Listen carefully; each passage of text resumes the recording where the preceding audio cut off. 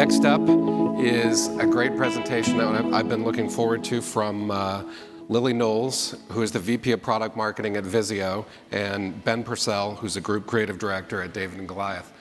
We just picked up the Clippers as an account, which was pretty fun. Not going to get rich off it, but it's a lot of fun.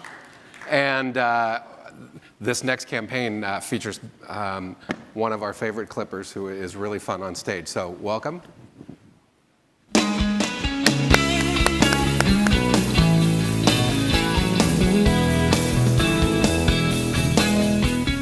Thank you. I'd just like to introduce myself. I'm Knowles. I oversee marketing for Vizio. And I think we have a very interesting discussion I'd like to embark upon with all of you. I have on stage with me not only Ben Purcell with David and Goliath, who's one of our agencies, but also Charley Fitzwilliam, who is our agency for PR and social as well. So what we're going to talk a little about today is really another aspect of the theme that I think this summit has been embarked upon is the idea of content and making better content. We're going to talk a little bit how you can actually turn content marketing into news and leveraging that channel in addition to all the other traditional channels we've talked about.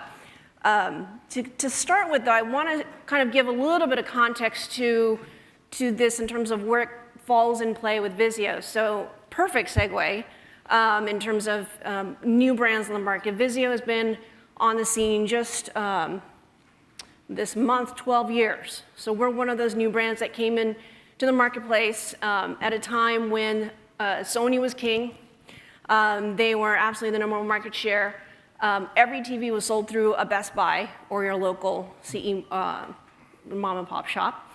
And we came on the scene to basically almost, it sounds lofty, but democratize technology for everyone. The idea that everyone deserved better technology at an affordable value to get it to the masses.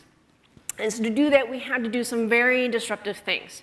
And initially, our core focus was really on disrupting the retail channels, and we looked at ways of getting product into the hands of consumers in alternate means, and that was the first sort of doorbuster for us. But being a new brand, we clearly, as we were growing organically, didn't have the type of paid media budgets, and honestly, we still don't today on purpose because we want to pass the savings to the consumer.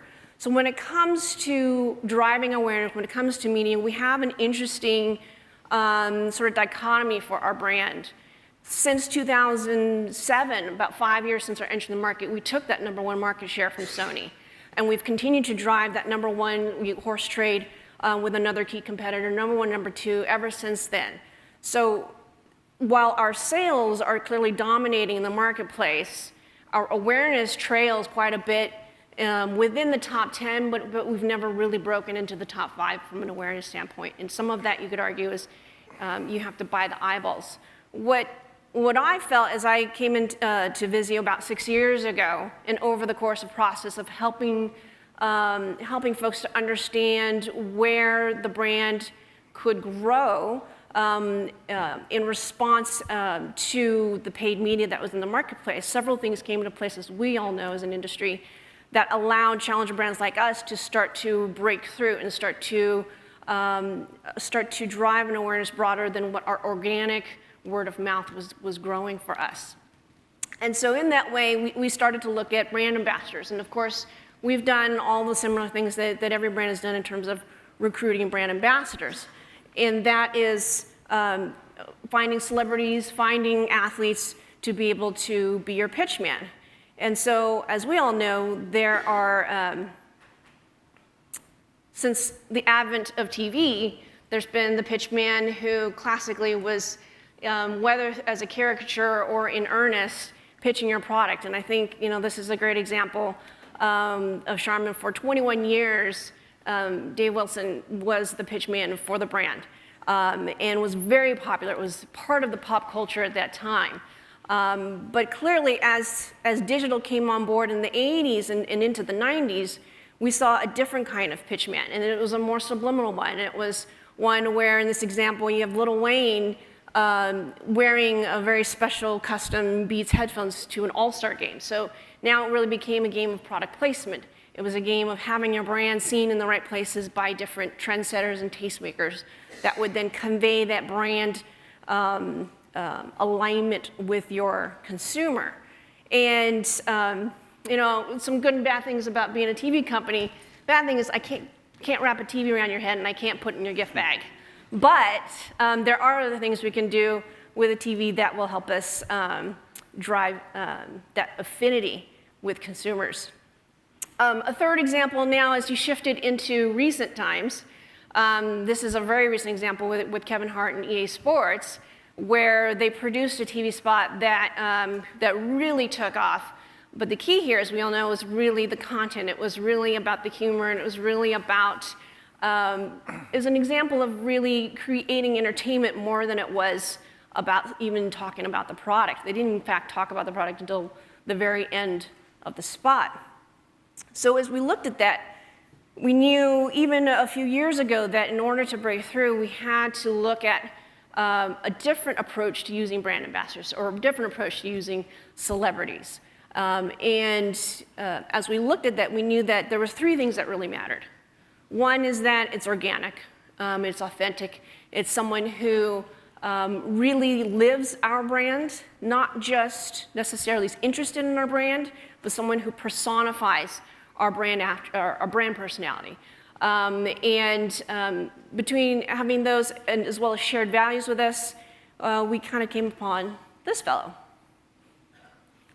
So, Blake, we actually met in 2010, well before the recent campaign, and it was through another opportunistic, really intersection with us in Brand Amp, where we started the first 3D sports bar. So 3D was big, if you recall, in 2010. It was coming to the TVs, and in order to start to drive that use case to get people comfortable and hopefully feel like it wasn't so nerdy to wear glasses, we started a 3D sports bar in LA and had Blake be a host for the evening to bring folks in and introduce them, and we threw a big party.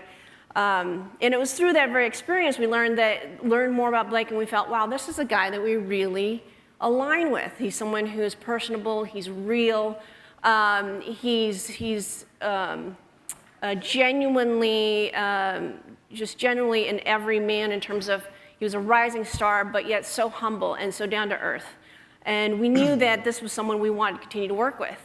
And as we talked about earlier about making mistakes, we then signed with Blake and worked with him for the next year. And we did all the usual mistakes that a brand makes in terms of working with a celebrity.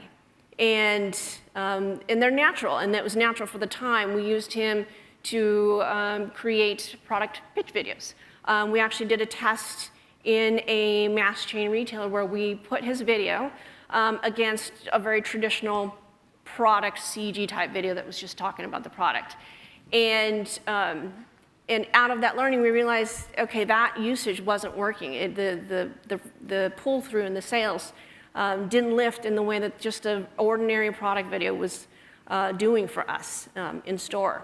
So as we approached the prior year, we started to think about, okay, we still love Blake. We know we've got the right guy for the brand, but how do we work with him in a way that's going to really win the hearts of our audience and really be in a way that's true to who our brand is?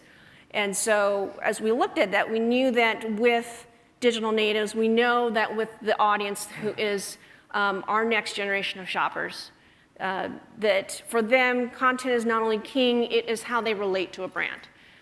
It's how they learn about brands, and it's how they want to identify themselves. It's part of their identity as far as who they feel really reflects their values. And so as we looked at this past year, how do we then take this relationship and create an engagement that's much bigger? I knew that we needed to turn to really our agency and challenged David and Goliath then to look at this and say, how do we accomplish this? Did you want to do this next slide? Yeah. Oh, yeah. So one quick note that's kind of on that topic in terms of brands and their investment in content marketing. I think we all know very well that the hockey stick that's been seen in the marketplace for the last 2 years has demonstrated that brands know that their investment in creating good content is critical, and they're shifting a lot of more resources to that. And so I think we know that this, for us, is a challenger brand, as a brand that doesn't necessarily have the same media budgets to secure paid media for our brand. We know that for us, content marketing in a very organic, in a way that generates news and facts, is one of the best ways for us to create that awareness.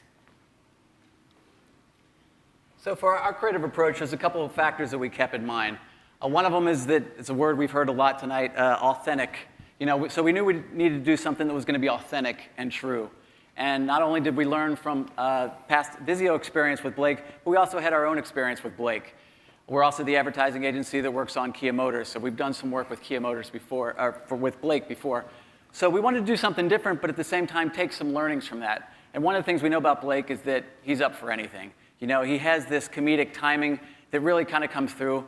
He wants to have fun, and it's the kind of thing that people look forward to when they see work from Blake.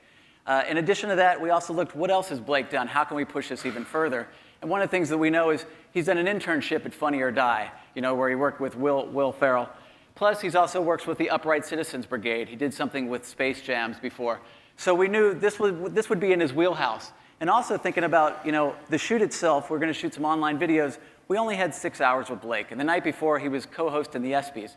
So this would have to be something that he would be into, not only to participate on the day, but also to help share it socially. So if we kept all those things in mind, then we could do something that is true to his personality, because only then will it seem authentic. Next up, we knew it'd have to be something that's shareable, especially with this next little fact in mind. With no paid media for initial launch, it had to be something that people want to share. It's a bit daunting as a creative that you like to have a little bit of help, a little bit of a crutch, television or pre-roll or something. But this was, okay, whatever you create, let's hope it goes out there. One of the things we knew we had Brand Amp to help get it to the right people, but still, it had to be something that where people would be willing and want to share, something that would be news. So that's why we knew we had to create something that would be breakthrough.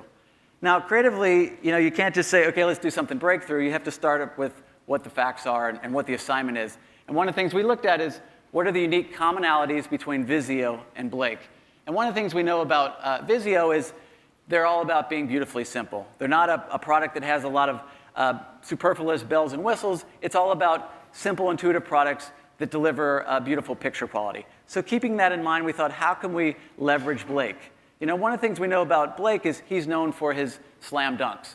But we thought, maybe the way we serve this up is to have him create slam dunk poetry, where he takes it a step further and really kind of waxes poetic about the things that he finds beautiful in on the basketball court.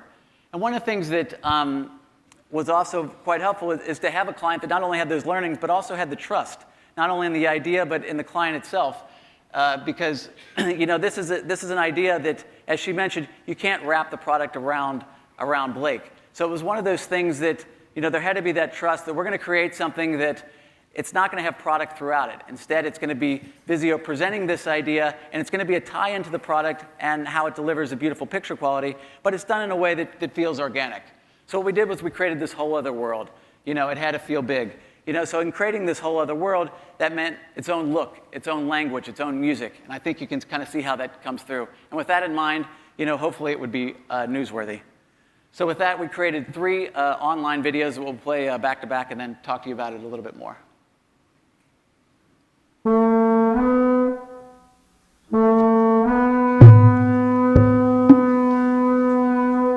Bobblehead.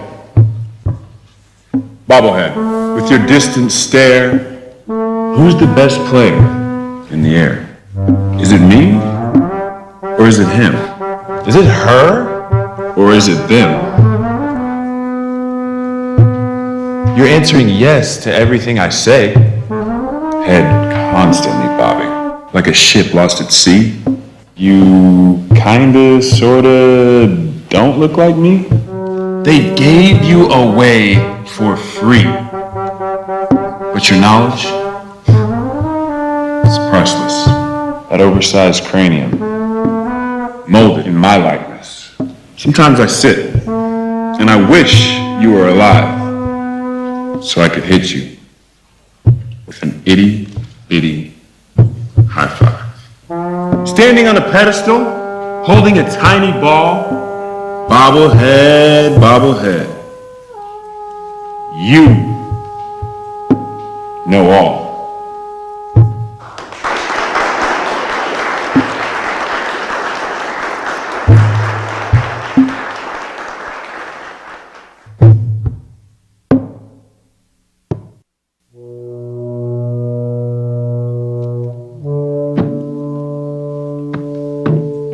Tearaway. Tearaway. My tearaway pants. One flick of the wrist, it's time to dance. Rip, rippity, off you go. Snippity snap, to the flow. A quick costume change before taking the court. I'm wearing pants, no, look, now I'm wearing shorts. 'Cause I don't need a phone booth to unveil my alter ego. I just need you, my 16-button amigo. At any other job, tearing off your pants would be illegal. But on the basketball court, it's damn near regal.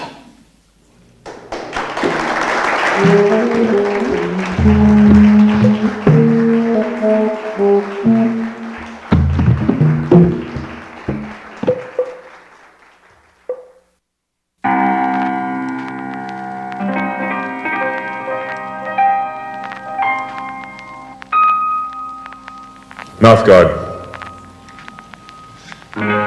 Mouth guard. Looking out for me?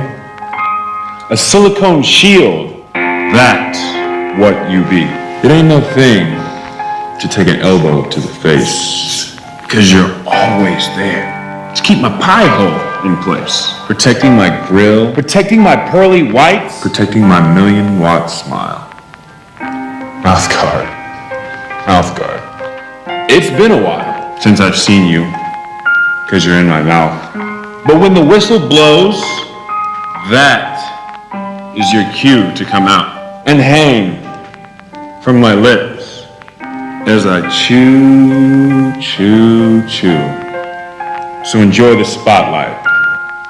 You're the hero of this story. Mouth guard, it's your time. For glory.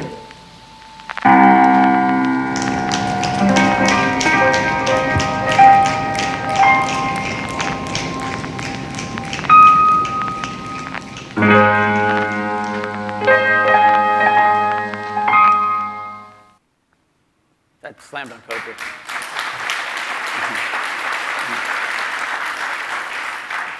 Thank you. The last one was actually the very first one we showed him that got him really excited. You know, and we talked about authentic. That's because it comes out of who he is. Most of the time you see him on the court, he's got the mouth guard hanging out of his mouth. So when he saw that, he said, that's me. You know, so by capturing that, that was something that he was going to jump on board with and then share with others. So it's just a little reminder there of all three of these.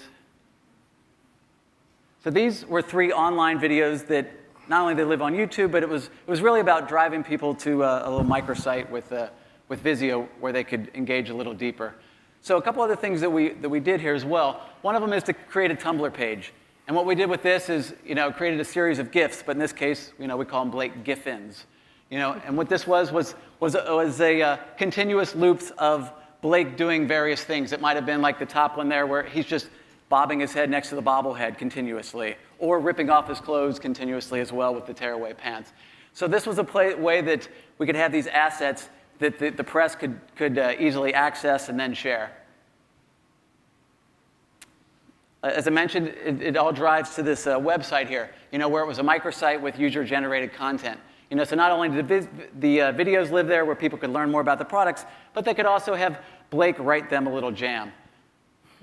So they would, to you from Blake. So it was essentially a poem generator where they type in a few words, and before you know it, you know, they spit out something else that they can share. It might be about their dog or about their car, but Blake was a willing participant in all that. So with that in mind, I'll turn it over to Charley here to talk a little more details. So one thing that we didn't cover yet is that this whole campaign actually launched without any paid media. I know that's probably a big deal to a lot of people in this room who would be looking to have their head up paid media for that. But what we did was we were charged by Vizio to make sure that we laid the foundation and that we spread this out, and we basically created build the momentum. So the first thing we needed to do is make it a trending story in the sports space. And to do that, what we did was we actually went to USA Today for the win. And I'm not sure if everyone's too familiar with that kind of subsection of USA Today. It's not a traditional destination per se, in that people aren't just setting up at USA Today for the win and looking for content, but they light the fire from a social media perspective.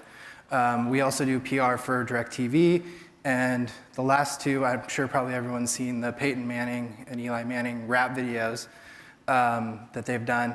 And both times we decided to start with USA Today for the win, we realized that that was a great fire starter, because a lot of the traditional and online media really looked there to look for validation.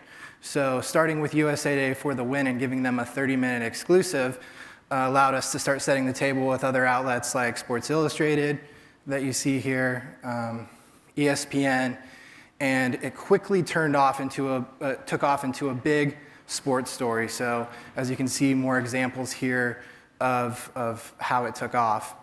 What we did then was we decided to, now that we've made it a story in the sports space, we have more validation with the mainstream media. So that's where we started to go to the BuzzFeeds and Mashables and say, look, this is really taking off right now, and you should really take a look at it. That was the point where they bought off on it. And just a cool side note, initially we started to put out the feelers with them, and even though they knew it was great content, the Mashables and BuzzFeeds of the world, they wanted to wait and see how it picked up and how it was received initially. So interestingly enough, USA Today was able to light that fire. Here's just some more examples of it going mainstream from a PR perspective. And then really with the focus of entertainment, social, and lifestyle media was kind of the next wave.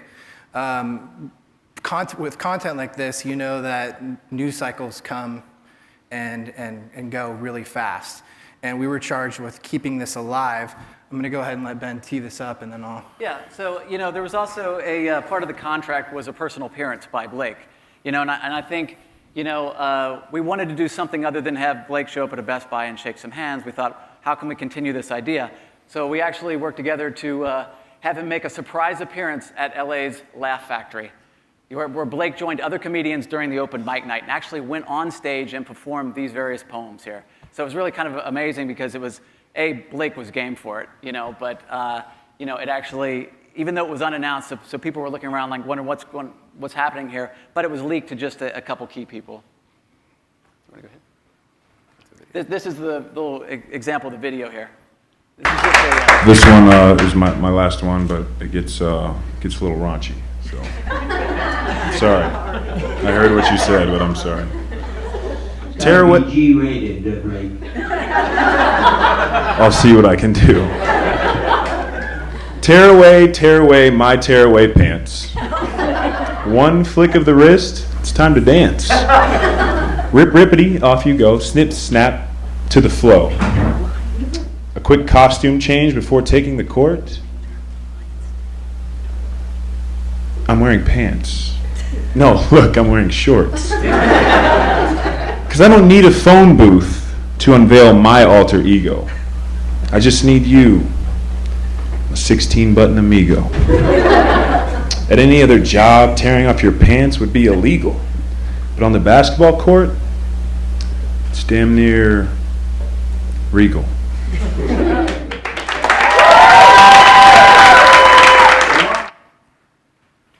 So, like I mentioned right before, we wanted to keep the news cycle alive, and Blake's appearance at the Laugh Factory was a perfect opportunity to do that. we were allowed one exclusive, so we were allowed to let one media outlet in, and we kind of had a trick up our sleeve in that we invited Fox Sports West, not someone who you would probably think would be the first person to invite per se, but we had worked with Jill Painter, who is a writer who just moved over to Fox Sports West. I've worked with her for a long time when she was at LA Daily News, and knew that she was eager to prove herself at her new home at Fox Sports West. So we allowed her to come in, interview Blake. She was the only one that captured this content, and then we knew that she'd be game to share it outside of this Fox Sports world, unlike potentially what would happen with an ESPN, where they'd try to kind of own it and keep it in their walls. And that's exactly what happened. So Jill immediately after started to share it, and what we were able to do is strategically go back to all the people that originally covered and liked the videos and share this live appearance with them. A very high success rate of people that actually did updates to their stories or whole new stories saying, you know, Blake's taking it to another level and actually doing this poetry live. Here's Laugh Factory getting into the mix and posting about it, and then TMZ, who was all over it also. Another thing that we did, so Blake, we did not have guaranteed social media support from Blake, which is a pretty scary thing in that case, because you create this content, as Ben was referring to earlier, it's got to be something that encapsulates who he is and what he's about. And we knew, even though we were being told by his reps, no guarantees, you're not going to get social media, that once he saw how he was received, he'd be all over it. So we worked closely with his reps, and once he kind of issued a tweet and an Instagram post, the floodgates opened from there because of all the positive responses he got on a personal level. This is just an example of the local media coverage. So with the appearance in LA at the Laugh Factory, we also kind of opened up the floodgates from a broadcast perspective. All the local media, Fox Sports 1, and then additional national broadcast channels to follow too. So, in terms of what this experiment for us helped validate was, I think, what we've been talking about this morning in terms of it really starts with the content. But more than the content, it's what you do with it. And I think when we set out to do this, I was very adamant that while we had other dollars, I said, I want this to be a purely organic social media and PR campaign. I want this to live within pop culture. I want this to be something that has legs on its own before we put any dollars to it. And as you can see here, we're really pleased with the results in just 1 week in terms of the number of PR impressions, the overall value, our reach. But I think the greatest point of validation in how everything clicked together was really the sentiment as we tracked on social was over 98% positive. Yeah, that's easily the highest percentage that we've ever seen. There were literally a handful out of the thousands and thousands and thousands of tweets of people that, you always factor in, there's going to be people that are Blake haters. There's going to be people that just don't like him and are going to say something negative. But at a 98% clip, and we were able to track that with Nuvi, a social analytics platform that we utilize, and we were able to be updated in real time, see how it was being received, and great validation here at the end of the campaign. Yep.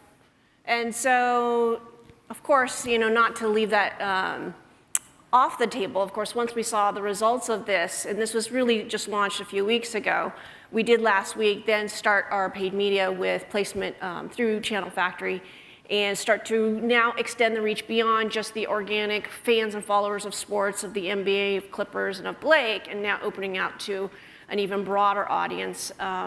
Pretty soon we'll see how the results of that go. But I think it's an interesting situation for us as a brand that traditionally has always started with TV first. We're guilty of that. And we've always traditionally, we've done the ugly thing of cutting down the 30s into 15s and the, 10s and 6s for mobile. And we said, no, this time we're gonna flip it. We're gonna start there first.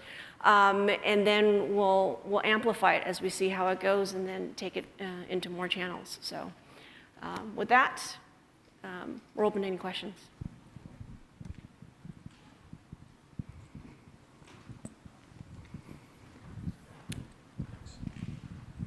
Hi, I wonder, I see the coverage that you got, and congratulations on that. Were you able to measure brand association with this? Yeah, so message pull-through was a big thing for us, obviously, to make sure that we stayed a part of the equation. It was a very high rate. I don't have the exact amount, but we haven't done our job if Sports Illustrated picks this up, if they don't say anything about Vizio or tie it back into Vizio. And we had an extremely high success rate of being able to tie it back to the brand. So great question. Hi, Dylan from Channel Factory. Thanks for the shout out. You guys are both great clients. So one thing that we notice a lot of the times when we're targeting celebrities, but especially athletes, and you talked a little bit about it, Charley, is you kind of get the haters and the extreme fans. Even when you do like keyword targeting, like you could keyword target Blake Griffin, but you're going to get a lot of wasted impressions with the people who don't like them. So how important is contextual when you do think about that media strategy of kind of finding the videos and channels that actually portray Blake in a positive light, because they're most likely the consumer is going to buy based on the partnership. So I'm just curious how that... Yeah, that's a very good point. It's very important to us that when we then looked at paid media and we looked at where we were going to place it, that one, yes, contextual is very important, where the brand was going to be seen, make sure it's brand safe. But then we also made sure with the 3 different spots that we were also testing and optimizing. Within days of putting this out there, we started to optimize and try to redivert and reallocate our dollars towards the videos that were really resonating. And I think that's really important to brands, is that as we look at the marketplace and we look at every dollar we spend, I think we know this more than probably a lot of brands out there, that we're mindful of not wasting a single dollar. It's part of our mission. So every dollar that we waste is a dollar that someone, unfortunately our consumer, may have had to waste in joining that with us. So definitely testing and looking at the context of where it was running and where it was pulling through is very important in this campaign. We'll continue to look at. Hi there, Taylor Valentine from Horizon Media. 2 quick questions. Message pull-through, how are you measuring it? What platform is measuring that? So we were able to utilize Nuvi to trigger keywords. What we did was we triggered the keywords through Nuvi's platform and then did a bit of a manual search, obviously, from there. And the cool thing about Nuvi as a platform is their support staff really gets involved in the actual the campaign to a point where they actually add additional arms and legs and help you get to your end result. So if it's a goal of tracking message pull-through, they actually have people on their side helping make sure that they capture everything and nothing gets left on the table. Great. And then one quick question, which was some of the video examples you showed had some social overlays. Did you do that as part of the campaign, or was that a result of the environment that you were being found in? No, that was intentionally part of the plan from the start. Was as we pulled the strategy together with D&G, and we looked at which social channels we wanted to make sure we were integrating with, that was absolutely intentional in how we built not only the content but also the microsite as well. And that's the reason we did the poetry, the auto-generated poetry as well. Yeah, absolutely. Thank you, Lily, Charley, and Ben.